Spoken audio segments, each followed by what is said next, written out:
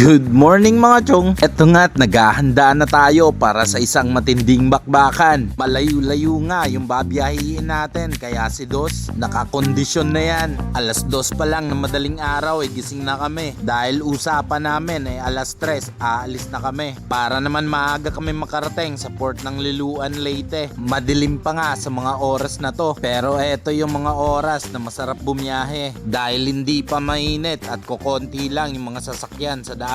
Di ko na nga rin pala na video, pero di natin pwedeng kalimutan na magdasal muna bago bumiyahe at humingi ng gabay sa Panginoon para safe tayo makarating sa pupuntahan natin. Makalipas ang 2 oras na biyahe, dito na kami nabutan ng umaga sa Catbalogan City. Dito na rin kami magfu-full tank ng aming mga tiyan para sa pagkukunan natin ng lakas sa buong biyahe. Marami na kaming dinaan ng magagandang tanawin, pati na rin pag stopover namin kung saan. Pero di ko na rin na video dahil gamit ko yung cellphone ko para sa Google Map. Pagkadating namin sa port ng Liloan, dumiretso na kami sa ticketing booth ng Fastcat. Pero di na namin inabutan yung biyaheng alauna, kaya maghihintay pa kami ng 5 hours. At dahil alauna pa lang ng hapon, tumambay muna kami sa paborito naming tambayan, yung kinakatakutan ng karamihan. Yung tipong sakto lang yung dala mong pera, tapos nahulog pa yung hotdog. Alam nyo kung anong pinakabrutal? May CCTV. At 4:30 PM, pumasok na kami sa pier para hintayin na lang yung loading ng barko. Ilang saglit lang pinapasok na kami sa barko. Di na nga rin pala ako nakatulog ng maayos sa barko dahil excited na akong makaapak sa Mindanao.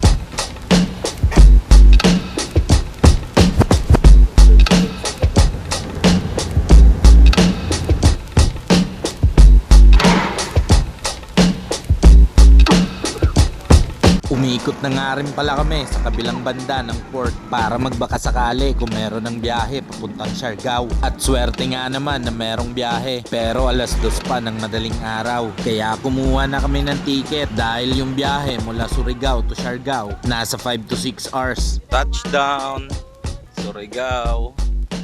First time sa Mindanao. Uhay!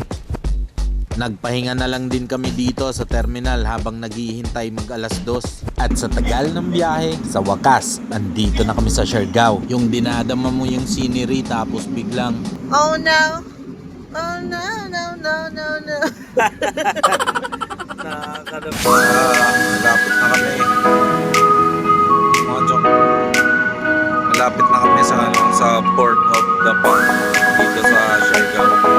So, malapit kami. Ilang minuto na lang. Kita niyo naman, sobrang ganda. Ang sarap ng pa-welcome ni Siargao. Grabe, meron pang naiiwang fog. Siguro nagsisigarilyo dyan si Aldrin. Kaya may naiiwang mga usok. Shoutout sa tropa kong si Aldrin. At di rin naman pahuhuli yung picture taking. Shoutout na rin sa kasama naming photographer na nakikisuyo sa iba para magpa-picture tapos nagagalit pag di maganda yung kuha. Tapos eto na naman yung laging inaabangan natin mga chong. Pila na naman para sa payout. Day 1 na. Nuna na namin yung Cloud9. Di ako makapaniwala na nakarating na rin kami sa wakas. Kasi dati kinakain ko lang yung Cloud9. Ngayon dinarayo na pala. Marami nga rin palang mga souvenirs dito mga chong. At kung gusto niyan mang matutong mag-surf, meron nga rin pala sila ditong mga pinaparentahang mga surfboard. Isa nga rin pala ito sa dinarayo ng mga turista. Dahil isa ito sa mga surfing spot na pinagmamalaki nila. Magbibigay na nga rin pala ako ng konting kalaman sa inyo mga chong. Maniniwala ba kayo kung sasabihin kong yung nakikita nyong mahabang tulay na gawa sa kahoy ay nagkakahalaga lang naman ng 4.5 billion? Pero hindi, di ba? Kasi joke lang yon mga chong. Wala talaga akong alam sa kwento ng kahoy na yan.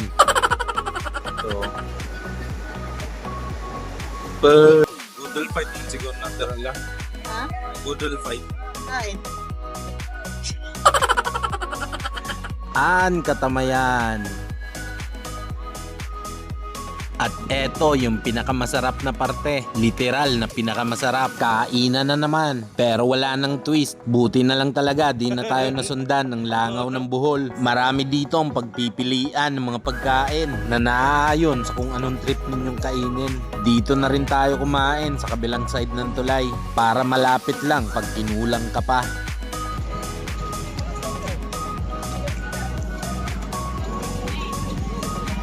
Hindi siya masarap.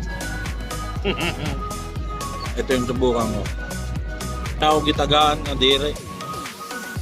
Diri siya.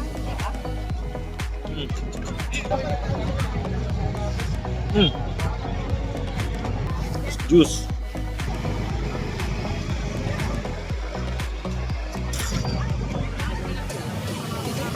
Abe.